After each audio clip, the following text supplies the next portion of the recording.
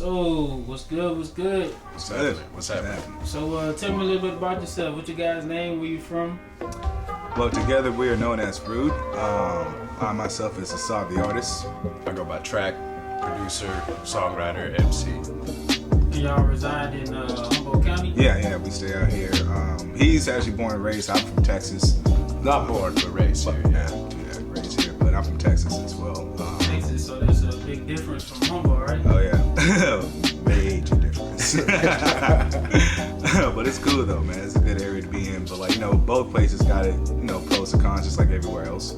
So what brought you to Humboldt? Man, I came out here about, I want to say 10 years ago. Well, been back and forth between here all my life, but the main reason why I've been out here is because, the business, that's just what we're going to call it, the cannabis company. But yeah, I've been out here, like my grandfather's knee deep in the game out here for like 40 years, so, I just came out here to help him out while on his way out, but, just been out here ever since. So you being a Humboldt native, like what is the hip hop scene to you, like being from here and seeing it in other places? It's been interesting. I started early, I started kind of producing my own beats way back in high school and writing a little bit of poetry, and then I got into DJing. That's actually how I met him. He was part of a street team, promotion team.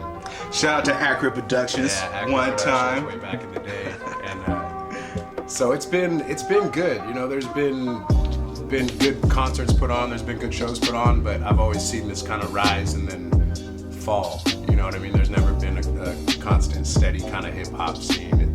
It comes and goes, I guess, is really what I've witnessed. So you mentioned DJing, like there's a party scene out here or what? There was.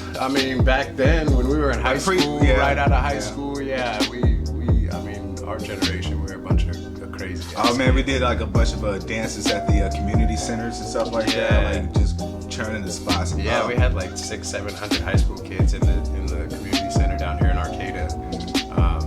That was way back in the day though. That was like at least 10 years ago. Now these days it's more, our age, we're a little older than that now, so we're. But I think it's still going on, man. Just like it's out of our element just a little bit, but But to the young kids out there, there's probably still churning us, probably still but I don't think they're as organized as we used to be. You know what I mean? They're not organizing these events, and but we organized it. We threw it on. We made sure that everything was good. We did security and everything, but as far as the party scene, again, I've been out of touch on it for a while, but I'm pretty sure it's still going on strong. Yeah, I heard that the party scene out here is it used to be kind of wild when the football teams were so. Since the football team's gone, there's not really that many people up here. Yeah, because you got to think about it, like all these football players are coming from different spots in the nation, and they come here to play ball. They got a different crowd, different energy, and so things were definitely popping off back in the day with the athletics programs going on, for sure. Yeah, I remember that. So I'm gonna come back to that topic, but right now I'm gonna get more detail into the interview. Can you guys tell me what inspired you to make music? There's like two different stories behind that. So you flip your coin which one you want to hear. My story. It doesn't matter. Okay. Either or. Oh shoot! Well, for me personally, man, I've been obviously growing up down south, man. I was listening to the Ghetto Boys, Action Jackson. That's Scarface before he was Scarface. He was with the Ghetto Boys, DJ Screw. Paul Wall, Mike Jones, some stuff before they got that nationwide attention back in I want to say 03 or 05 or something like that. So I was growing up in that, a lot of chocolate sweet, but my personal taste was mainly East Coast kind of things. I was into the Wu-Tang. I was into Big L, I was into Rakim, I was into KRS-One, I was into all of those cats, and back home around the Ghetto Boys and all that stuff. So I kind of combined the two. I combined the two. So that's basically my influences, man. I was teenage years, I was into a lot of Ludacris, a lot of Outkast, a lot of Fabulous, Jadakiss, Lloyd Banks, G, that was my shit back in the day. So it's just that really got me to the whole lyrical standpoint of what rap is about and what this art craft is about. I'm a lyricist, so I'm just I'm into that. That's my steez 100. 110% of the way, that's my Steve. So it's just like, you know, I listen to what an artist got to say rather than, you know, the beat of the song, what like a lot of people do, they just like the beat. But I listen to what, you know, what are you doing to make me think? So like an artist that can make me think about some stuff, I'm like, yo. Yeah, I checked out some of you guys' music on YouTube with that link you sent me. Mm-hmm. It's like a little vibe setting type music. Yeah, you know, just like, you know, we trying to like, you know, get the game back in that direction because, you know, for a while, you know, us, you know, stepping back and kind of seeing where the climate is and everything, you know, just a lot of people are not really focusing on the craft of what rap is, you know what I mean? They're more into like, oh, let's get fucking barred up, let's turn it up, you know what I mean? Zanny bars, let's get this lean going on, let's get this trap going on, which is nothing's wrong with that. You know what I mean? Yeah, there's a whole. That's what we get, like, you know, that's what we into, but just like there's another aspect that's being abandoned. I feel, you know, they need to be brought up to like a little bit more light, so kind of find a way to combine the two. You know what I mean? Now that you're older, you like more vibe type. Yeah. This is an artist named Larry June, and I think that you probably like. Okay. You need to check out What's it, Larry June? Yeah, Larry June. Okay. He's from San Francisco. I'm like, by me being from the South, I'm hard on California artists. Yeah. You should give him a listen. Most that. What about you? What got you? For me, I mean, really, like kind of he was saying, he's a lyricist. And I think that's really what kind of connected us back in the day. You know, I grew up. I don't even realize it. I didn't even realize it until not too long ago. I was kind of making my own little mixtapes, even as like a 7-8-year-old kid. I used to take cassette tapes and record my dad's old cassette tapes and try to make my own on blank cassette tapes and record what songs I wanted. And I got into stuff like that. I got into like percussions and instrumental classes all through school. And played band and did orchestra, stuff like that. And then really got into the musicianship of it and constructing music, making music. As far as the lyricism for me, honestly, I wanted to be like Timberland, like Dr. Dre, you know, if my voice could complement the beat or set the vibe that a lyricist could take off and run with. That was really where I was going with it. But it was kind of growing up around here with a limited number of people, a limited hip-hop culture. There weren't a lot of lyricists around here. And I was producing my own beats back then and had nothing to put on them. So I really kind of started transitioning my poetry, which I wrote a lot of, into lyrics and started constructing songs that way. And that's kind of where we connected. You know, he had heard some stuff way back in the day that I had written, you know, and we really kind of vibed off of that. And it was always kind of this, 10 years ago, it was like, oh, we're going to do this thing one day. We're going to make an album one day. One of these days. And here we are, 2 weeks from its release, so it was cool. Yeah, I really just went through a lot of, like I said, just listening to music. I collected a lot of music, DJ'd a lot of weddings, a lot of dance parties, high school events, college events. So I just collected this array of music that, exposed me to a lot of different sounds, a lot of different vibes, a lot of different feelings that, I kind of absorb and try to put back into what we're doing. So with that being said, are y'all a group or are y'all like two solo artists together and y'all have your own thing and then y'all have your thing together? I mean, it's an interesting aspect of it because like we're of course every artist is their own solo individual. That's what they like to do, is what they do, and everything about that. So I got my own particular style. He has his own particular style. So yeah, of course we are two solo artists, but we always have this like style that complements each other. So yeah, we're RuDe, and then before, like, RuDe's always been a thing, but for a while it was part of Not a Crew. And that experiment taught us a lot of lessons, so we kind of took those lessons going forward to be like really zone in and like hone in like what is sellable, because groups don't really last that long, what I mean? It's because too many artists, too many egos, too many stuff, clashing together. So when you break it down, like a duo is just like that's a great fucking outlet. Like there's not a lot of good duos out. You got your Bad Meets Evil, you got your Run the Jewels, you have your like your classes like the Outcasts and stuff like that at UGK. But like the duos is like low key dying breed. So we figured with RuDe and this project entitled, we can bring that spark up. So instead like a Batman and Robin, it's gonna be like a Batman and Superman. Yeah, there we go. That's exactly what we are. It's not a Batman and Robin, it's a Batman to, man. We're just like, he's in Gotham City, I'm in Metropolis. He doing his thing, I'm doing my thing. But you know, we just I always compare us like, and I hate comparing us because we're our own individual artists, like he was saying. But you know, as far as kind of what we're doing, this kind of a Method Redman approach. You know what I mean? They're their two own solo separate entities, but when Method and Red are together, they're, you know, that's just Method and Red. Like, you know what I mean? Like, you can see, you know both by like, oh man, that's man. When they both together, just like, yo, how high? Let's go, let's get it. Yeah. I got what it's like different genre, because like by me being from the South, I'm strictly on Boosie. That's all I know. Yeah. I know about Boosie. Yeah. But being from Baton Rouge, Louisiana, that's all it is.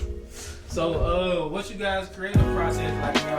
Y'all met it up with each other, so I try to see what happens in the verse. I think that's really the dopest part about kind of our approach to it and how we work together is he's, you know, like we were saying earlier, he's a lyricist. And growing through the process, he's learned more about the production side of things and constructing music and how he wants things to sound and things like that. But when it comes to it, he just wants to write the bars, write the lyrics, and construct the songs. You know what I mean? Yeah. And so we don't really clash a lot of times on song construction. It's more of we bounce ideas off of each other. We build off of those. Like he's got maybe a hook or a verse to something, and I'm like, yo, let me make a beat to that and write maybe a hook to it, and then all of a sudden I've got a verse to it, and it becomes this song. It happens a lot of times. You know, half of this album kind of happened that way. You know, I would make a beat and throw a hook on it, send it to him, and he would write a verse almost in the day and send it back, and we would record it. And, you know, it's just this consistent construction. You know what I mean? It's never really a clash. That's why this work. But like me personally, I just got that like, yo man, I gotta have the artist verse on the track. Like, you know what I mean?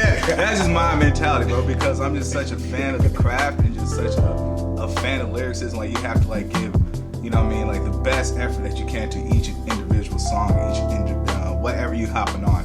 You gotta give, you know, focus in and just really sharpen up that pen and just push yourself in whatever direction. Like, yo, this word and this word doesn't rhyme, but we're gonna make it happen. You know what I mean? Or this, like, you gotta the counts and, you know what I mean, the bar schemes. Like that's my thing. Like I love that because I've been writing since I was like 10 years old. I wrote my first song when I was 10 years old in Mr. Gotti's class. I remember like it was yesterday.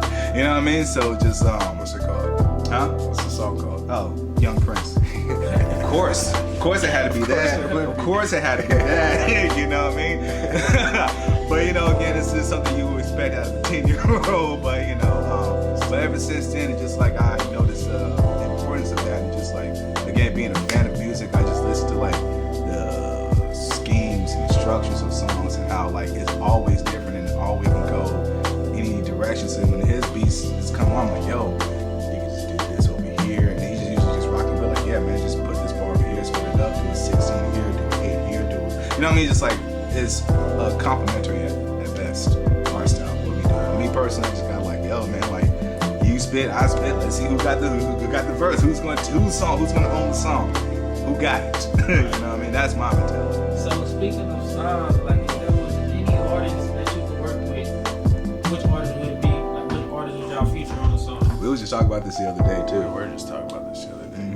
We were talking about that, or we were talking about like comparisons? Nah, like you was like your outlet's up more one group, and my outlet's up in another outlet. You know what I mean? Because he's a Dreamville guy, and I'm a Griselda guy. You know what I mean? Like that's just like two different streams, but they both together right now. Yeah, right now, I would have to, if I could get a feature from any artist right now, it would probably be, you know, somebody from Dreamville, J. Cole, J.I.D., Earth Gang. I love even Marlon Craft is killing it right now.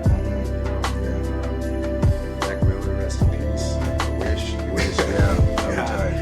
You know, but that's kind of more my influence. I like that kind of. I was influenced by a lot of reggae and kind of smoother R&B style. So Earth Gang, I really rock with J. Cole style. I really rock with. You know. And I grew up with the boom bap, so of course I'm fucking with Benny the Butcher, Conway the Machine. You know what I mean, Westside Gunn and those cats, like, but I'm a big, always been a big Joe Budden fan, like, you know what I mean, for it, because he's crazy as hell. That's just call it what it is, but. Slaughterhouse, you're always. You know what I mean, Slaughterhouse, anybody, any one of those cats, I was just like, yo, man, let me just see if I could go toe to toe with you on the track one time. But, you know, because, again, I see that as, you know, competitive, like, you know what I mean, like, yeah, it's an honor to collab, but let's not get it twisted. I'm trying to get you one time with the one time. So, you know, like those are the cats I'm like, yeah, man, I would like love to see like what they bring out of me and possibly what I bring out of them. So, speaking on music again, so what new music project do you guys have coming up? Or I know the coronavirus affected a lot of shows. Yeah. Like, unfortunately, we don't have a lot of shows or events lined up. You know what I mean? Like, that's just the bummer of it all. Yeah. But in the meantime, we are dropping out with our little demo/debut album entitled 2 weeks, 7/18/2020. But after that, my man over here got his solo project. Kids by Day, actually. It's actually already done, pretty much recorded, and I just need to go through really kind of touch up some instrumentals and go through the engineering, mastering process. But you know, it's got a couple of good friends and really dope artists on it that I featured on it. He's one of them. Honest, shout out to him. He's on another track. I got one of my good homies that lives up in Seattle, Ason Red, who's putting out another album right now, his third album. Shout out to Ason. Super dope artist, you can check him out. Yeah, and that's coming out, and then after that, I'm working on mine. My project is called First One's Free. Still in the process of everything. Got some songs written, some songs recorded, but like, yeah, mine's like, I want to say halfway done, about halfway done. Just like, you know, trying to find someone else out there other than him. You know, I already got him on the track, but I see got another homie or two out there that want to collab and, you know, see if get that project out of the way. So hopefully, you know, with this album release and then kind of working on these solo projects, we kind of connect with a lot of people, network with a lot of people, and get our individual styles out there. Hopefully we get a lot of people coming back at us with, you know, hopeful song offers, features, whatever. Yeah. So, what do you guys feel about everything being on social media now, like the music wise, like marketing and everything? What do you guys feel about that? I mean, it's like a slippery slope for sure, because it's like, again, it's so accessible and everyone is doing it. It's like, you know, to find actual good quality music, it's like trying to find like a needle in a haystack, you know? So like, it has a lot of benefits, of course, because you're connecting with your audience, you're reaching out, trying to get more potential audiences out there, and like, yeah, the market is there, but the market is also crowded. It's like, you know, when you got a new product, but like you got 10,000 other companies with the same product, and they're all pushing out at the same time. So it's just like, you kind of have to like wait until like the social media wave, it kind of dies down a little bit, then you jump into it. And then, you know what I'm saying, but when it's like busy, you got this ad, you got that ad, you got this homie promoting music, you got that homie promoting music, it just gets like a little lost and jumbled. So you find good stuff, you just like, it's just like, it's so blurred and it's so like, you know, congested, you can't even find it. So it has its pros and cons like every other marketing tool, but it definitely helps us out as people who are not signed or anything like that, to really push ourselves and really manage ourselves and get ourselves out there so we can connect hopefully with the right team and the right people, you know, because of social media. Yeah, I mean, my opinion on it is kind of, I don't know, I'm on the fence with it. Like he was saying, it's a good tool. It's, as far as marketing goes, as far as promotion goes, it's helped us out tremendously. You know, we've gotten plays in other countries, and we've never been to these countries before, you know. Yeah. So just being able to access those markets and those people, you know, that's what we use social media for. But I'm kind of, I guess, jaded is the word a little bit. I miss the old days. I'm a DJ, you know.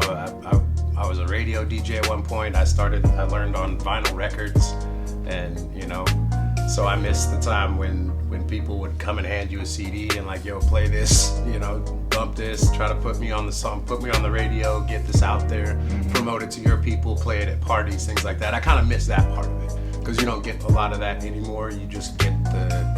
People base your shit off of numbers. Yeah. You know what I mean? And I mean, like back in the day, I used to get requests, and they would be like requests of songs that were coming up, you know what I mean? I knew these songs. Nowadays I'll get requests, and there's so much music out there on social media and on these streaming platforms that, you know, you could get lost in it for days, hours, weeks. There's hundreds and millions of songs on these platforms, so half the time, you know, I'm hearing about these songs is an afterthought. I don't know about it until it's already been popular for X amount of years, you know what I mean? And that's the same. With that being said, I feel like this project's gonna be like that big ass rock, like, you know, like a little lake, you know what I mean, just flowing. Then next, you know, got a splash, and you're just like, whoa, what's happening? I feel like, you know, to kind of hype it up a little bit. That's what I feel like this project is. But in reality, man, y'all probably not gonna hear none of these songs probably till like next year or or probably like end of this year. But you know, it's still gonna be out there. Probably not until we're able to actually get out and perform them live, and people start seeing the response and feeling the music. You know what I mean? We can just put it out there on the streaming platforms on social media and just keep on. Hope and pray. COVID, man. COVID promoting, baby. That's you just stay your ass at home. Share, repost until people get annoyed. If you see this video, share it, repost it. Help us out a little bit. All the time, please. So being that you guys like been in the game for a very long time, but y'all still a rising artist, what advice do you have for other young artists that's up and coming, that's trying to be the next guy? Well, keep at it. Yeah, keep at it. We are by far not the next guys, but what I can tell you from what I've learned in my experiences, because again, I've like been out in New York performing since I was like 18 and do little shows down south, and I've gotten my boos and hisses and my cheers and applause too. But you know what I mean, no matter what, at the end of the day, find what is your niche. Don't try to be like somebody else. You know what I mean? That's the one thing that a lot of cats is like, oh, this doesn't sound like a marketable song. You know what I mean? So therefore, I'm not going to do what I want to do. But who knows? Whatever it is that you want to do could be that next marketable song. Like, you are the bag. You are, you know, you are the crap. You dictate terms. And I want to like definitely promote independence as an artist, because you know how messed up the music industry is these days. It's just like that's the best route to go, is do it yourself. You don't need to like depend on a record label or a company, you know what I mean, to like do it for you. All you need them for is like distribution. That's it. Like when it comes to you yourself, promoting yourself, you can do it yourself.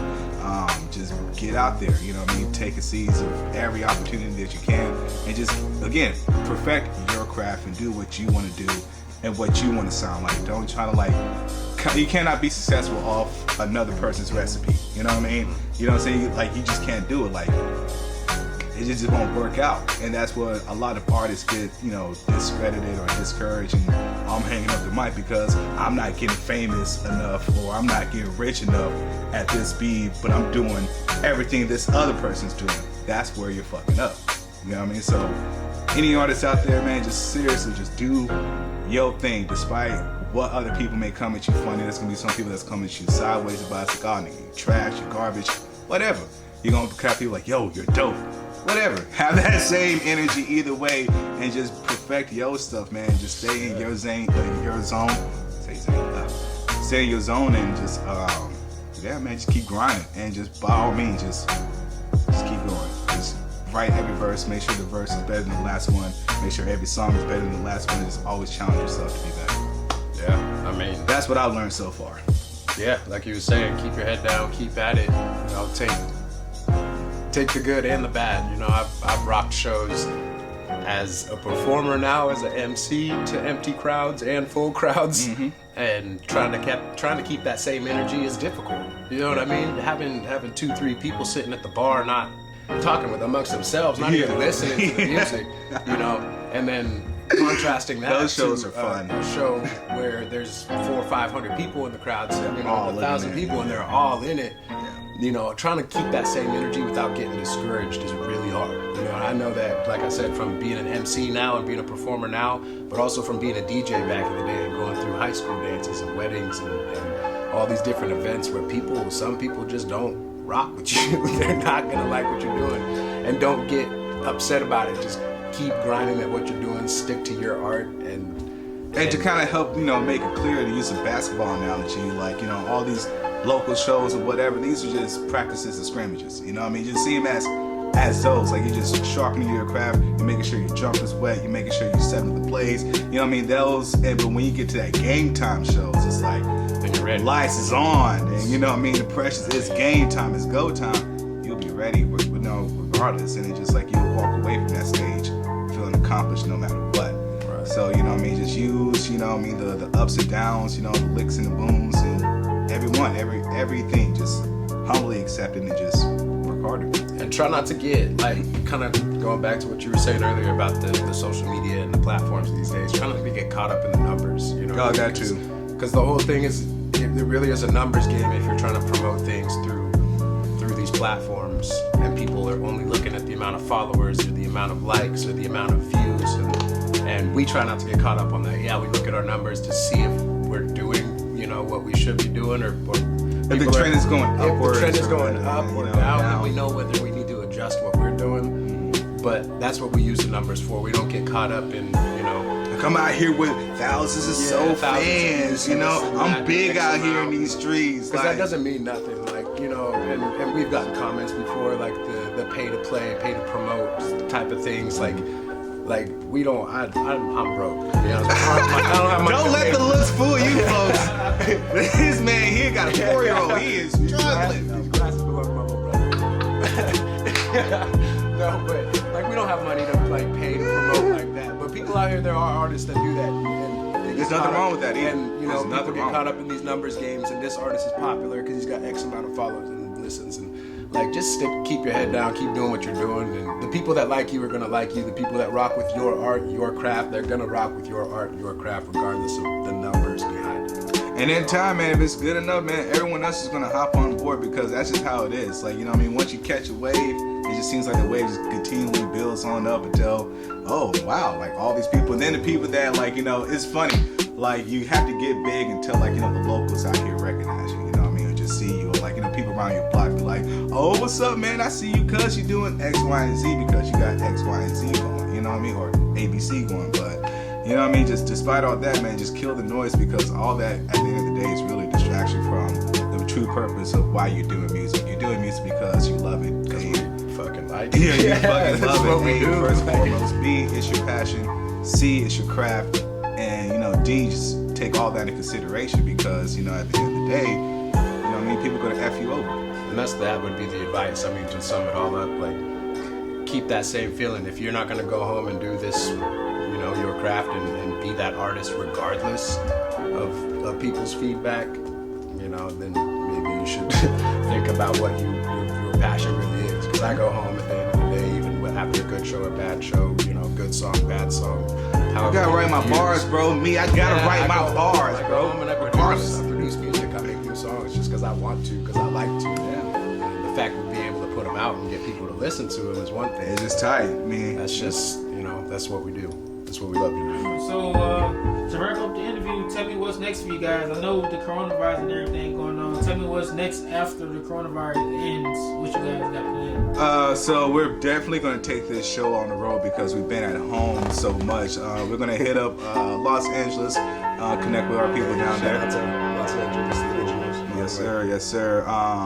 Try to do that. We are, you know, yielding the results of like where we're, you know, big at or, you know, have a presence in, and definitely like trying to like, you know, push this, take the show on the road. So when this, you know, hopefully hit the streams and hit the airwaves, and so, you know, you guys like us, you know what I mean, you guys want us in your city, you know, feel free to, you know, hit us up on our RuDe Instagram page, RuDe Music Entertainment, RuDeMusicEntertainment@gmail.com. But like that's definitely the move. So it's taking the show on the road, taking the CD, this album out on the road, promote these songs, and really get our brand out there. And again, he's dropping his solo project, and then I'll be dropping my solo project. I have more, you know, stuff, more meat to give you guys, so you guys can have your pick and choose of which songs you like, don't like, or whatever. But we're definitely going to take this show on the road and push this experiment forward a lot more. Yeah, I mean, however long this coronavirus thing takes. Once that's messing up everything. That's messing up everything. Once that's done with, just promotion, shows, get as many shows as we can. I've been spending a lot of time, you know, obviously in quarantine and at home, so I don't have a lot of time to go out and waste with being social or whatever. So I've been working on, you know, our website, RuDeMusicEntertainment.com. Y'all can check that out. And actually, if you go to that website, if you subscribe to the mailing list, tonight I'm gonna adjust some settings, but I'm gonna get it. So if you subscribe to the mailing list, you're gonna get some free merchandise from us. We got a few t-shirts left. RuDe Music Entertainment.com. That's where that's where it all starts. Scroll to the bottom, check out the website, scroll all the way to the bottom of the mailing list, type in your email down there, and follow us on Instagram. If y'all do that, I'll tell you what, whoever is able to do that and is watching this interview, whoever shoots us your email, I'll give you guys some free merch. Like I said, we got the Let Us Breathe shirts still. We got quite a few of those left over. And I'll give you guys a free download of the album early, a couple weeks early. So I've got those loaded up, so you guys can download those for free. I'll shoot you guys a link. So, yeah, just trying to promote ourselves, get out, get exposure. You know, we've been trying to brainstorm over doing this live stream kind of thing, album release. I ain't messing with that, but because I'm old school. But I'll go real quick with the shout outs. Let me shout out to DJ Not a Clue. That's the co-producer of the album. Shout out to Trace Paper Productions for their engineering and the mastering process. Shout out to Highway Sharia and our boy Shalik for the features. And this is gonna be a great project. And title's coming out 7/18/2020. Go listen to it. Let's make it a celebration. It's my birthday that day. So, Bam! we had to make it special. Give the man a birthday present. Go listen to his album. Go listen to the album. Download it, stream it. Subscribe to our mailing list. Check us out, RuDe Music Entertainment. Shout out to Cartwright, head of photography. Yes, Can't forget that. And that is it.